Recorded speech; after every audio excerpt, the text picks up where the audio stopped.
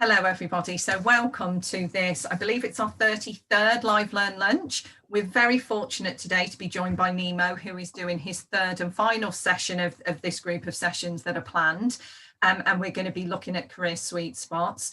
Before we do, we always talk a little bit about some of the other Live Learn Lunches we've got coming up over the coming weeks. So next week, we do have our Introduction to Learning with the IEP.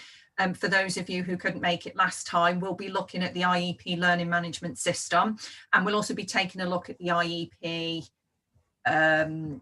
induction, sector induction. So for those of you who are interested in finding out more about that, please do come and join us.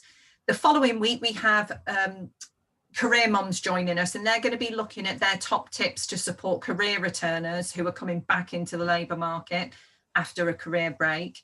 And the week after that, we've got a bit of a specialist one. We've got Ian Cooper joining us to take us through assessment and internal quality assurance. So for those of you who are working or thinking about working within qualifications, please do come and join us for that, because he's going to be sharing his wealth of experience in that field. And then in November, we also have a session around managing remote teams.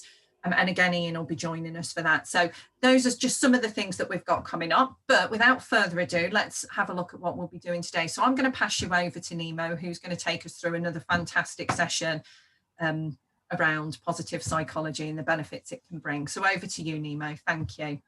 Thanks, Helen. Welcome, everyone. Thanks for being here. It's great that so many of you are here, and I know maybe one or two of you have come to the last two sessions as well. So welcome back if that's you. I'm just going to start screen sharing a few slides to help me take you through this today. And I'm hoping that if I press this button here, it'll suddenly turn into a slideshow. Helen, is that coming through? It is, yeah. Brill.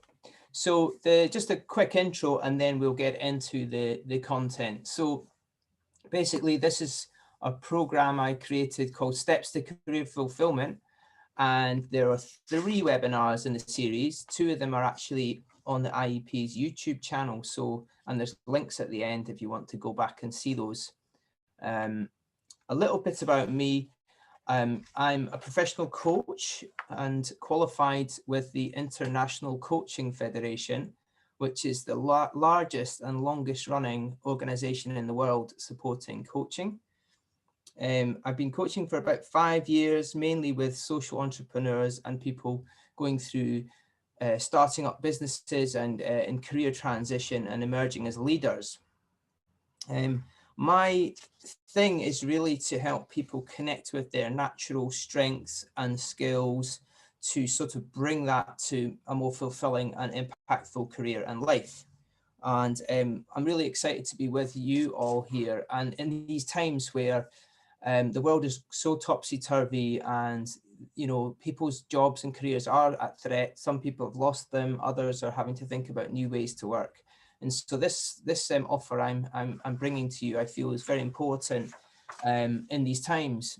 And I really do feel motivated to help unleash people's natural agency and talent, to help them thrive, but also to make this whole society and the world a better place too. I do that mainly through coaching and also some training, facilitation, and things like action learning.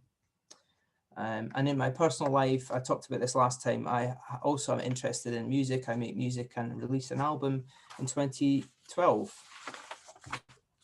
Enough about me, but I just want to give you a quick overview of the program. And today, as I said earlier, it's great that so many are here. Your experience and knowledge is vital and valuable, and collectively we've got lots to offer each other. So I hope to make this interactive. There'll be chat box opportunities, and in the middle, a chance for 1 or 2 of you, depending on time, to actually take the microphone and share a bit about your own situation.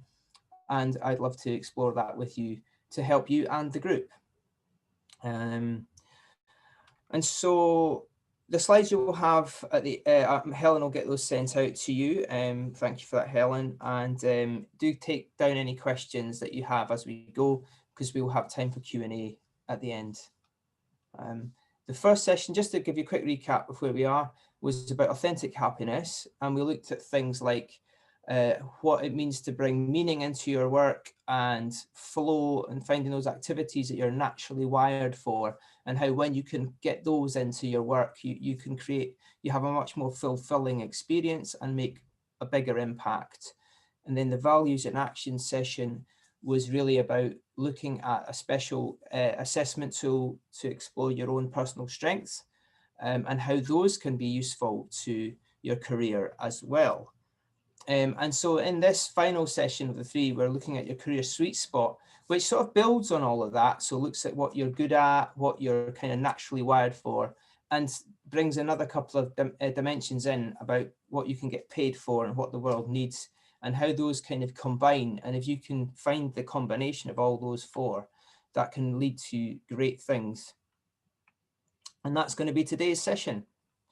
So without further ado, I'm going to begin. So the first thing I'm going to share with you is Ikigai, which is this Japanese concept. And I've even found the Japanese characters, and I can tell you these are true because my partner, who is half Japanese, has confirmed that they're accurate. And it means a reason for being. And so the Ikigai is this concept that Japanese people created, and it's like a sort of lifelong journey towards this kind of sense of purpose in your life. And I want to share a little bit about that tool with you through this workshop. And when you open it up, most of the kind of resources about Ikigai look something like this. And I'll just talk you through it and give you an example from my own life. So there are 4 circles, as you can see, and they overlap. And the biggest part of the circle is this sort of headline. So for example, in the top there, you'll see that bit that says that which you love. So the first circle is like, what do you actually love doing? And then the other ones are, what are you good at on the left? You know, what does the world need on the right? And at the bottom there, you can see, what can you get paid for? And so when all 4 of these dimensions are you know, present, then you hit that middle spot, which is called Ikigai. And so for me, I'll share what's happening for me in my career just to kind of illustrate this. So what I'm good at, this is one of the things that came up from my VIA, my Values in Action tool assessment, was that I naturally have a love of learning. And so what I've discovered is that when I use that skill, that strength, I do well. So for me, things like running workshops, training events, coaching, I'm good at those things. And the thing I love to do is where I get my flow. And so for me, creating learning events, I actually quite enjoy performing, you know, through like things like music and stuff. So when I'm up the front as a presenter, I'm in my element. And again, that sort of builds on my strengths. And so I get that sense of I love what I'm doing. And then this is the extra bits, because, you know, as I said in the intro, that there's this big need for sort of things to be done in the world differently, you know, whether that's career change or people tapping into their own agency more in these times of difficulties. The world needs coaching. The world needs this facility to help people kind of progress. So I feel like I'm working in that circle as well. And then the final one at the bottom, that which you can be paid for. I think this is the one for me that's the most challenging at the moment. I'm fairly, you know, in the early stage of my business development, and I do get paid for some of my work, but I could do with building that up. So that's the focus for me in terms of my growth, is how can I increase my sort of impact in that bottom circle, that which you could be paid for. And so I'm just sharing with you, like, that's what it's like for me. And just I'll pause before I move on for any questions or comments, and feel free to pop them in the chat box. And Helen, if you see any, just flag them up and I'd be happy to take those. Will do. A few of us have been chatting about our values and action profiles that we did after the session last time, and how useful we found it, but no questions yet. Yeah, but the values and action does show up here, just to flag that. So it's things like, you know, you might have creativity as a high strength, and so when you look at that, if you find work that's creative, then that'll help you in that box, that which you love, and also that which you're good at. There's a sort of overlap. So values in action does help you to sort of kind of tune in to what you're good at and what you love. So that's why that previous webinar can sort of contribute to you know, your kind of progress in this way. Okay, so I'm going to now ask you a few reflective questions.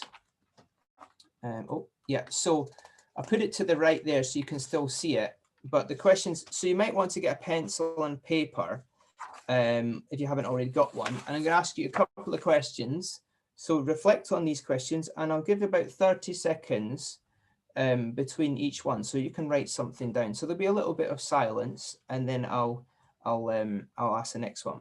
Okay, so first question for you all is, which circles are you strong in? And you can describe that, like, what is it about that circle? You know, give a bit of information for yourself about which circle you're strong in. You heard my example, so maybe you can work on your own.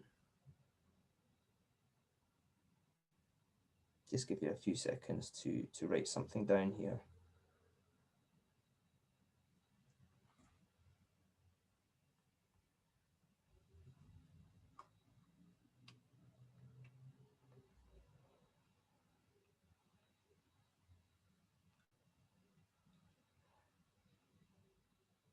And I'm going to move on now in a minute. And if you've started writing, don't worry if you haven't finished, because you can come back to this, but hopefully it's got you started. The next question is, which one are you weakest in? Now, you heard that for me, it was that which you can be paid for was the one I needed to kind of think a bit more about. How about you?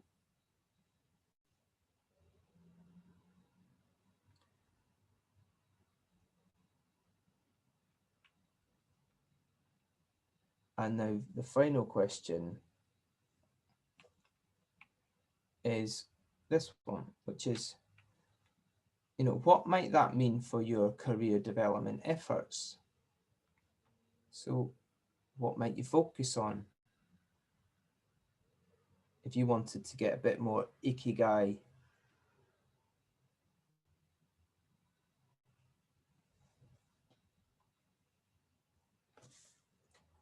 And I'll just give you a few more seconds just to finish off whatever you're writing there. And I'm going to move on now to a bit of an exploration. So I'm hoping that you've all managed to get something down on paper. I always find it's valuable to actually express things, to say them out loud, to write them down. Somehow they become more real than if they're just in your head. And so here's where I'd like to offer some space for one or two people, depending on time, to maybe just take the mic and share a little bit about your own situation through that lens, you know, those 4 circles. And then I'd like to just talk about them with you and maybe explore in a kind of, not, it won't be coaching, but it won't be unlike it, a chance to just explore a little bit about your situation and what that might mean you could focus on or do to get a bit more Ikigai, or that's career sweet spot. So Helen, if anybody would like to volunteer, pop your name in the chat box, and Helen, see if anyone's there. Yeah, will do. So we'll just, you can either pop your hands up or, oh, okay, so Louise, let's come to Louise. There you go, Louise, you should be able to unmute now. Hi, Louise. Hiya. How are you? I'm all right, thank you. Yeah. At the moment, I'm delivering functional skills across adult education programs. Yeah. Who either want to move on in their own careers or need it for their apprenticeship. They're doing adult apprenticeships. Yeah. Yeah, got you. I too, like you, think that my passion, my professionalism, that's what I'm good at. I'm good about helping, supporting people, moving on, discovering their skills, their abilities, and moving them on. Yeah. So that which I love, that's my passion. That's what I'm good at. Yeah. Is it what the world needs? Well, yes, because we need to develop literacy, numeracy, ICT, and digital skills amongst the adult community. So yeah. there, that's my kind of mission, to spread that. But like everything, I don't think I'm paid what I'm worth in terms of the skills, because I've worked in the employability sector as well. So I've delivered extensive employability programs as well, alongside functional skills. I am doing a level 4 coaching and mentoring qualification at the moment, to try and kind of move that sort of supportive side forward. I see. So you're kind of similar to me by the sound of it, Louise. So yeah, in a sense that you've got that passion for helping people, and you've got something the world needs, but there's this thing about, you know, getting paid what you're worth, you mentioned. So that's the challenge in a sense, like, and I wonder, by the sound of it, doing more training might improve your qualifications, for example. And I mean, I don't have a magic wand answer to this challenge. That's my challenge too. But what thoughts do you have that might help you move the dial a bit in terms of, you know? Well, I'm doing my level 4 in teaching, in coaching and mentoring. All right, yeah. So, and I was kind of pretty keen about this ACC and having a look at their professional development, and seeing if I can move that forward in that way. Yeah, so getting sort of accreditation and credibility and sort of, I mean, I hear what you're saying there, because then obviously that might open doors, and show people more of your, sounds like you've got a vast experience in the space. And it's also what comes to me is, I don't know if, did you come to one of the last ones about the VI? Yeah. I've been to, I've done, this is my third one with you. Fantastic. So you've been to all but three.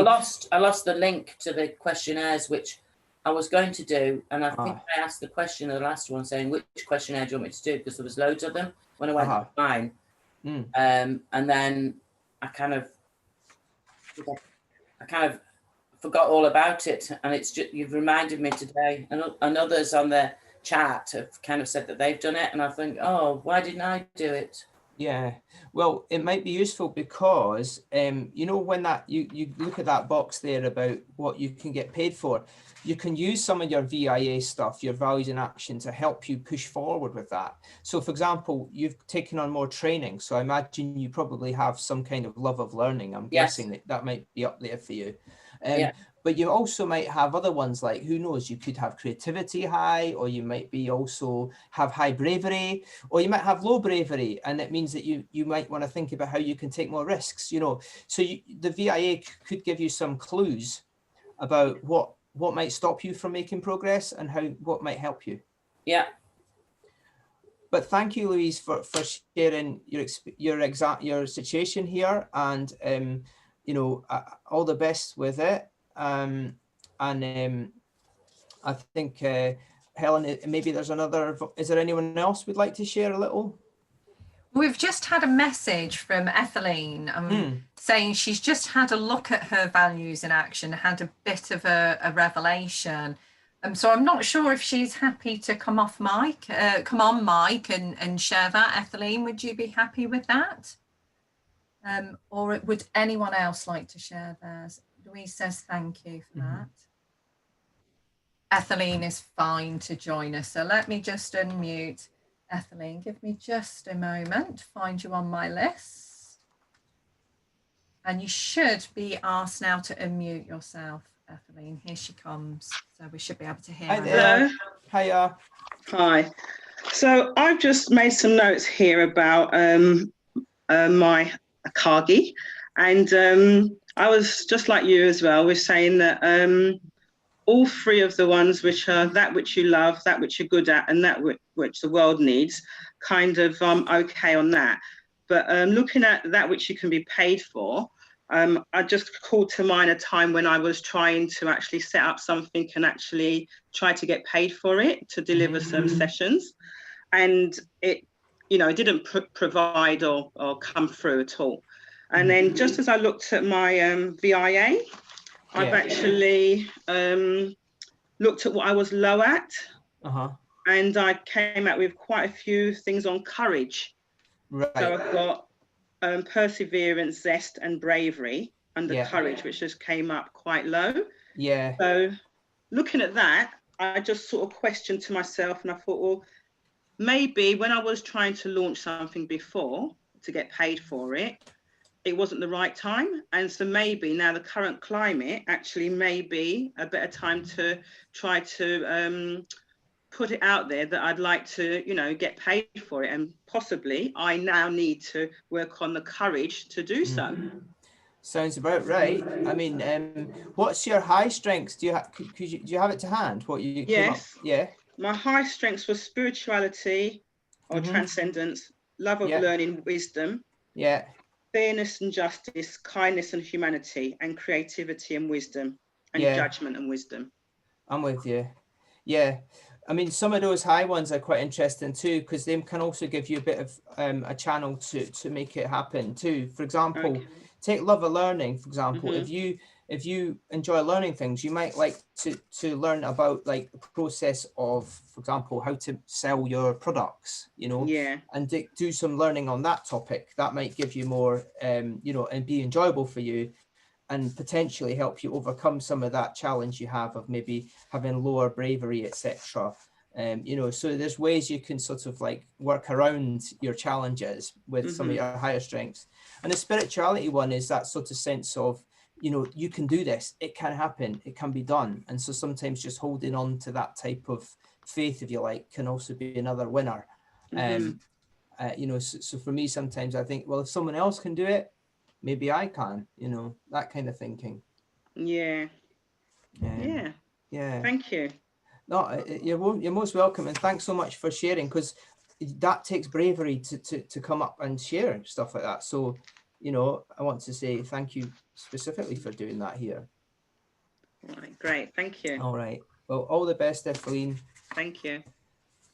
But and thanks, Louise and Eveline, both for sharing, you know, what it's like for you too. And I wonder, imagine for the others, some of this might have been useful. You might have recognized some of it in yourself, or some light bulbs have been popping. So the next slide is to just give you a moment to think of any insights, note down any insights for yourself, or maybe for your client work. How could you use this tool when you're meeting people that are trying to get help, for example, to find their career paths or their jobs that are good for them?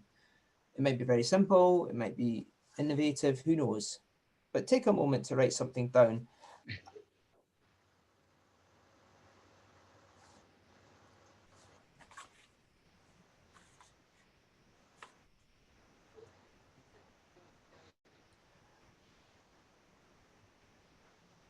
And if anyone would like to share some of these in the chat box, it'd be great to hear, you know, for the helping each other out.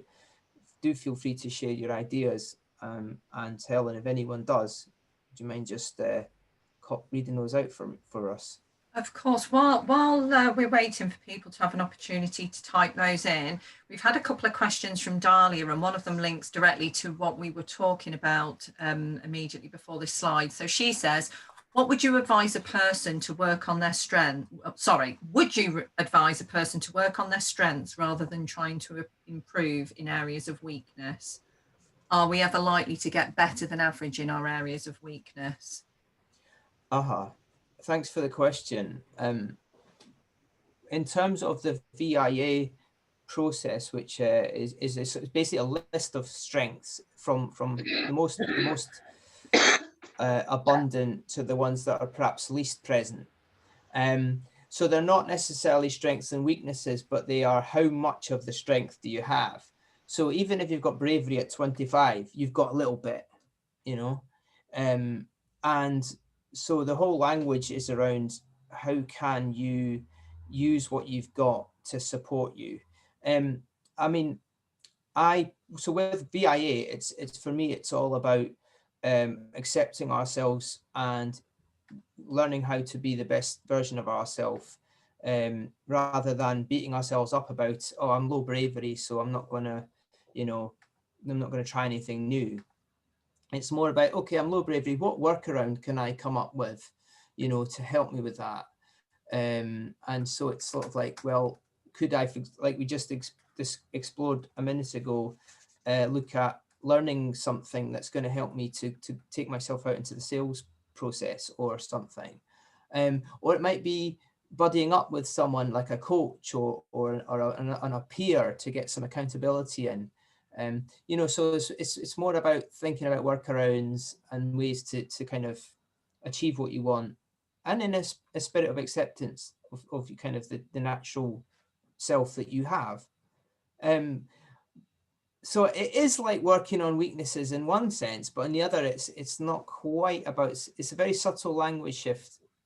And that's what my thoughts are on that question. Okay, excellent, thank you. No one's been brave enough yet to share with us their thoughts on how we might use these with clients. That's okay. There is another question we do have at the moment though, and that would be, what do you say to people who think they don't have the luxury to indulge their strengths in this way due to financial constraints or perhaps other barriers? Well, it depends really. It's very context specific. I mean, if it's a client, if I'm coaching someone and they're saying, well, I can't make any progress towards, you know, the kind of work that I'd love because I can't afford to do it.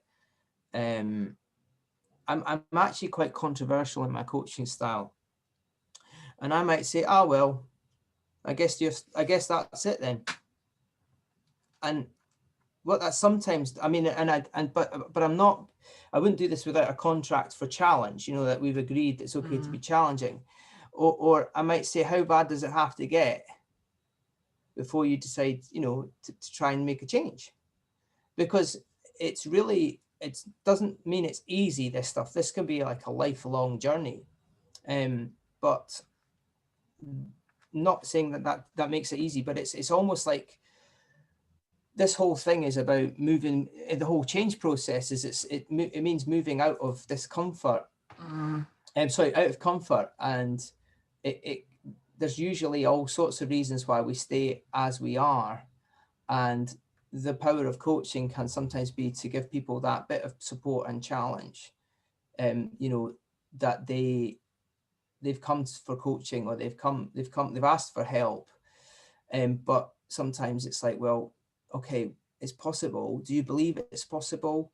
And if so, what can you do about it? So there's a really sort of delicate balance between challenging, supporting, and generally checking that in terms of belief, because there's a model that I work with, which is that your beliefs or your thoughts shape your actions, which shape the results you get. So if you think that there's no way you can ever get, you know, enough money together to make a change, then you probably won't. But if you start to think differently, and even what might help with that could be to find evidence of others that are perhaps earning more money for what you do, for example, or something like that, then you start to see, well, it can be done.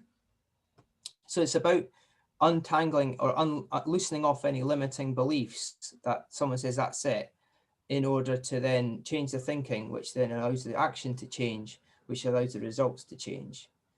And that's very complex, but that's how it works from my experience. It sounds really interesting. It seems that at the very start of that, you mentioned something that needs to be in place as that foundation around coaching, and it's that contracting piece around challenge, and setting the expectation that in order to grow, we need to get outside of our comfort zone, and that's going to require being able to be challenged at times, challenging yourself or accepting the challenge from the coach.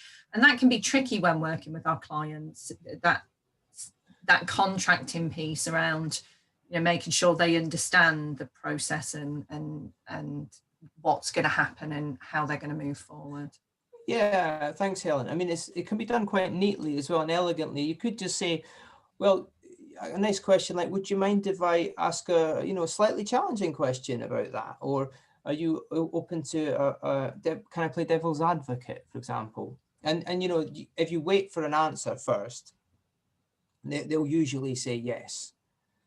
And then you've it's a little bit more doable than if you just pile in. with challenge. And something else came to me as well about what was it? The contracting stuff. Yeah, I can't remember. No, it's gone. But yeah, it will come back. It will come back. But I think that is key, isn't it? It's that contracting. This is, you know, that acceptance and giving that control to the coachee, so they feel that they are receiving what they want. The challenge is something that they're welcoming rather than forced upon them, which is going to trigger a defensive response, isn't it? So yeah. And I think it's also, I mean, this is a biggie for coach training and stuff. I don't know how many people are interested in that or already trained as coaches in the group, but one of the things that it's all about is about sharing power. And so when somebody comes at you and says, oh, I can't do it, you know, which is in general terms, could be about anything. I can't make any more money. I haven't got any time for that to do anything else. I have too much on. And so that in a sense can sometimes be like, the hidden message could be, please help me. You tell me what to do. I you know, you must have the answers. And so they sort of try to basically give you all their power and wait for you to be the magician to sort of fix it. And that's actually not an effect, from my experience in coaching, that's not particularly effective power dynamic. What the trick is, and my experience is to sort of is to give them back their power, but with support, you know, and to say, well, okay, it sounds difficult. So what ideas have you got? Or where should we start? So instead of suddenly coming up with answers, I think you should do X, Y, Z. You share the challenge with them and ask them for their best ideas. And suddenly they're like, oh, they think I can do it, you know, and they might start to come up with new things. Some people, it takes a lot of work to get them to come up with their own ideas. But that's the work, because once they've got their own ideas, they're much more likely to do them than if you could write a list of 10 things that you want the person to do, and next week they've done none of them. And I think we've all probably experienced that in different ways. And so my suggestion is to try to get them to take ownership of their own challenge and find their own solutions. And it's not cold because you're actually empowering them. okay, so we've had another question. Is the idea of mission something that your clients have a good concept of, or does it usually need explaining? Oh, very, very interesting question. And I'll just flick this onto the Q&A slide so we're aligned on this stuff, because we're in that space. I think it might mean different things to different people. And so I try to be, I appreciate this model has got jargonistic words in it. And that's important to be aware of if we're going to use that with people. But mission, for me, I would explain as the way you do something or the method you're going to apply to do what you're trying to do, as opposed to vision, which is the ultimate result you want to create. And so I'm okay with explaining that language for me, in that intersection between what you love and what the world needs. I actually think I would personally, if I was using this in the field with people, I would simplify it, and really just focus on the 4 questions and the general direction of how much of each are you getting, where would be useful for you to focus your efforts. But if you did have to explain it, I would use something like that: the way you do what you do, or the way you will do what you want to accomplish. Excellent, thank you.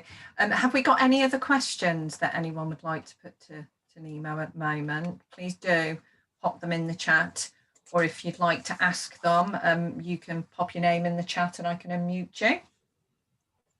While that's happening, I want to make one suggestion from my thoughts about this tool, and you've got the four areas. It could be a simple thing, for example, sitting down with someone who's a bit stuck, just to run through those four areas with them. So what is it you love doing, and what are you good at, and what do you think the need is for this? And have you got any, can you think of any way where that people get paid for this? And it's almost just a conversation structure, or a sheet or worksheet or something, you know, to give someone some homework if they want to find a way forward in their career. So I know it's an obvious one, but that's something that comes to me about how to use this to support people. Okay, so we have a question here. Etheline says, I usually start exploring with my new students in a group. What do they love? Nice.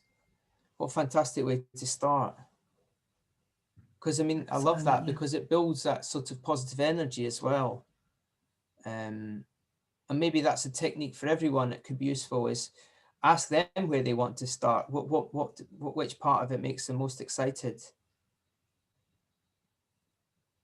Because yeah. So Dahlia said that that's been really helpful, okay. with the positioning around mission as well. Any other questions for us? Etheline says she finds that as a useful approach to get an idea of interests and job searching ideas. Okay, yeah. Good to hear. That could be useful.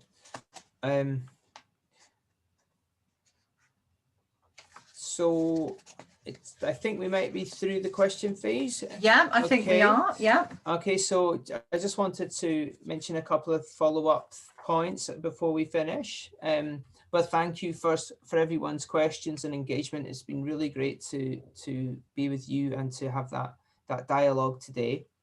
Some of you might be wondering what all the rest of it was about. We've got 2 webinars already on authentic happiness and values in action. The links are there at the end of this these slides, which I believe Helen will send to you. Hope you will, and you can watch those back because it all kind of ties in. And I also wanted to just offer you a special offer for my up and coming career reinvention group, which is about 6 sessions of group coaching to really support people who want to go through kind of career transition, maybe a bit of reinvention, really connect with your strengths and values, and be accountable to others. And so the 6 sessions will be fortnightly. I've decided to go fortnightly rather than monthly to build momentum, and you would be able to shape the content as well as we go, but I have got a structured plan, and it might be a nice kind of Christmas present if you think about the time of year, because we'd be finishing in January. Lots of people make New Year's resolutions, but I think this would be like a fuel injection for career progression. And if you're interested, the special offer is there. It's £250 as opposed to the full price, £325. And just email me if you're interested, and the discount stands until 14th October. Fantastic. And even if you want to contact me about other things, maybe you're interested in some of what I've spoken about, or you'd like to be on my mailing list for offers and workshops and things I run, just drop me a line. Love to hear from you. And all the best. I'm finished now with the workshops, with the webinars. So have great days, everyone. And thanks for your attention. Excellent. Thank you, Nemo. And thank you again for the last 3 sessions. They've been really great and very informative. And I know I've enjoyed them and taken a lot for them, and I'm sure other people have as well. We've got lots of thank yous coming in via the chat. So guys, as you know, that we will be popping this onto our YouTube channel later, so you can revisit and reflect on the topics we've discussed. I've put the links to the values in action into the chat box as well, so you can click onto that. But again, those are all on the YouTube channel. And Louise, I know that you wanted the link to the actual questionnaire, the assessment tool sending, so I'll get that sent out as well. Thanks again. It's always great to see you guys here at the IEP Live Learn Lunch. Do join us for some of the other sessions that are coming up. As I've said, over the coming weeks, we have an intro to learning at the IEP. We also have a special webinar on career returners and what support we can offer them. We have webinars coming up on assessment and IQAing, or internal quality assuring for qualifications, and also managing remote teams. And those are all over the next 4 weeks. So that's going to be fantastic. So please do join us. Hopefully at some stage we will manage to tempt Nemo back, because it has been fantastic and we've really enjoyed it. Yeah. And in the meantime, as ever, guys, send your comments through and your feedback. I'll happily pass them on to Nemo, or you can see his contact details on the screen. And do let me know what else you'd like to see on these live Learn Lunches, because they are for you. And also don't forget that you can record them as members. You can record these sessions as CPD. So pop into the membership area of your IEP account and look through and record that you've attended these sessions, these development sessions. So I look forward to seeing you all at the next session. And thank you very much, Nemo, for another engaging session. Thanks for having me. Yeah, Thanks. it's been great. Thanks, everyone. Bye-bye. Bye.